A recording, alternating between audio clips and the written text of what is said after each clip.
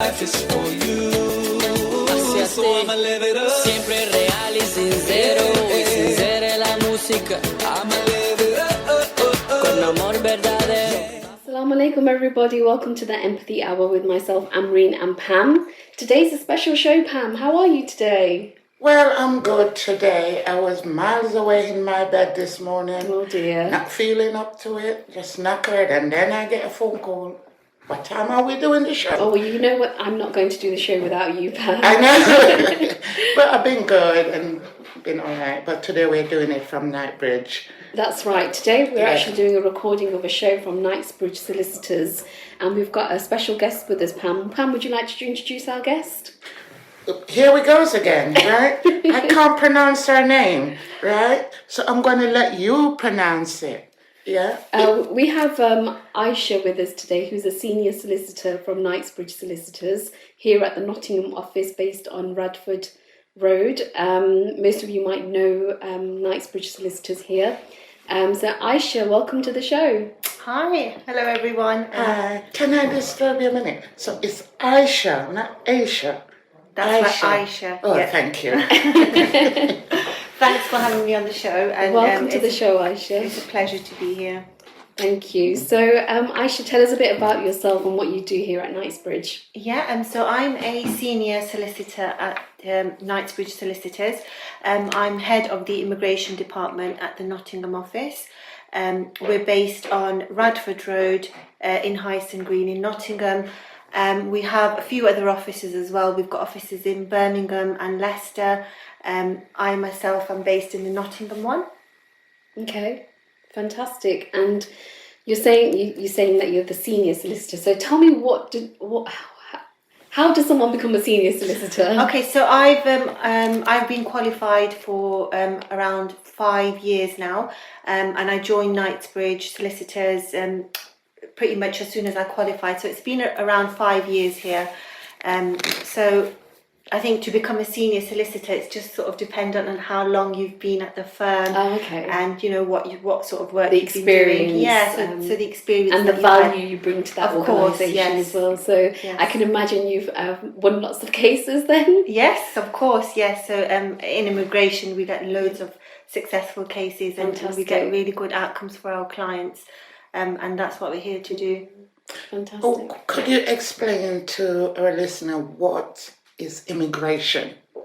You know, people hear about immigration, you know, we're immigration. What is your view on immigration? The definition. Okay, so immigration can be sort of a wide variety of, I wouldn't say there's sort of one definition. So you can fall into immigration. It's mainly for people who have come from a foreign, so people who are foreign nationals who have come into the UK, and they're here on some kind of a sort of a visa, which allows them to do certain things. So, for example, it could be a business-related visa. So you've come over to start up a business, or you've come over to take up a job and work.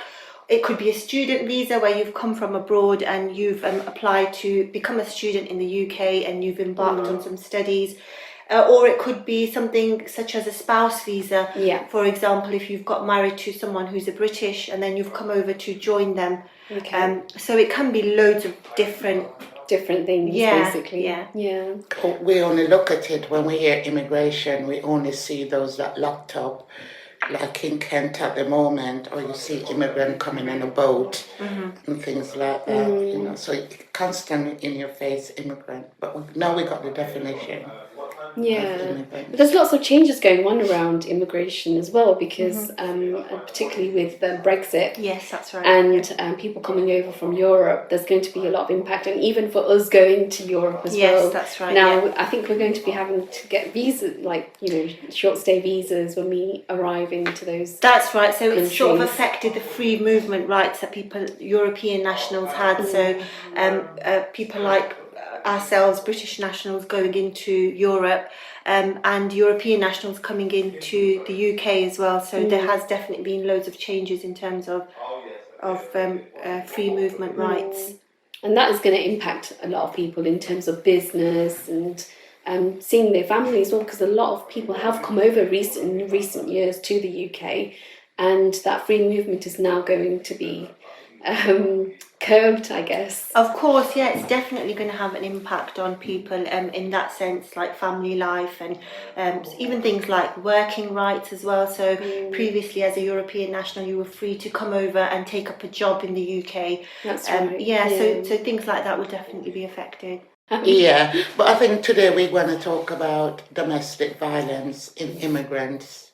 Yeah, so. Okay, so our topic today, yes, coming back to the topic, is domestic violence within the immigrant community. So it's not domestic violence in general, it's specific for the people that come over from different countries.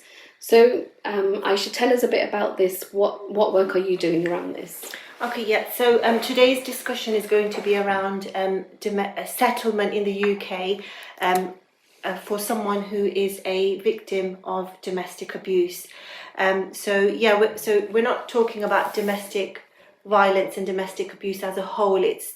This topic today is particularly for foreign nationals who have come over to the UK, just say on a spouse visa, and their relationship has ended as a result of domestic violence. So I just want to sort of look at some statistics that I've sort of picked up in relation to domestic abuse. So according to the crime survey for England and Wales in the year ending March 2020, there was an estimated 5.5% of adults, so that's 2.3 million people, who experienced domestic abuse in the last year. So we're looking at... That's quite high numbers. It is, yes. So we're looking at a huge increase. And that's just reported, isn't it? That's right. So we're looking at a huge increase in domestic violence and abuse-related incidents. And just the police alone recorded a total of 1,288,000 domestic abuse-related incidents and crimes in England and Wales in the year ending March 2020. So just by looking at those numbers, you can see, the amount of domestic violence-related incidents that are reported. No doubt that's increased as well because of the lockdown. Obviously, we'll know at the end of March how much it has increased. Of course, yeah. So I was just actually going to come on to that. So the COVID-19 pandemic has just in itself created so many worries and struggles for society as a whole. But I think, however, in particular, it's been a difficult time for victims of domestic violence because with the lockdown rules and the self-isolation, it means, leaving the house only for essential reasons. And this is extremely an unfortunate consequence for victims of domestic violence because it means that the victims are indoors with their abusers far more than what they would like to be. So I think it all sort of ties up. I think in the past year or so, the domestic abuse incidents have increased as a result of the whole COVID-19 pandemic. And also, when you look at the immigration domestic abuse, they haven't got anywhere to go at all. There is an organisation for them. There are various organisations in the UK that do help people who are suffering victims of domestic abuse. So you've got things like victim support. There are various refuges as well that do help and they do offer a great service. Okay. Yeah. Fantastic.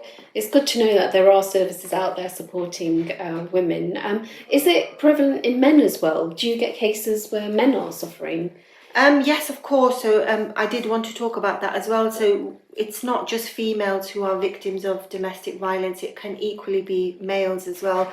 And certainly in the type of work that I do for the settlement applications, we do get a variety of clients that are males as well. So I think that there's a stigma attached, isn't that?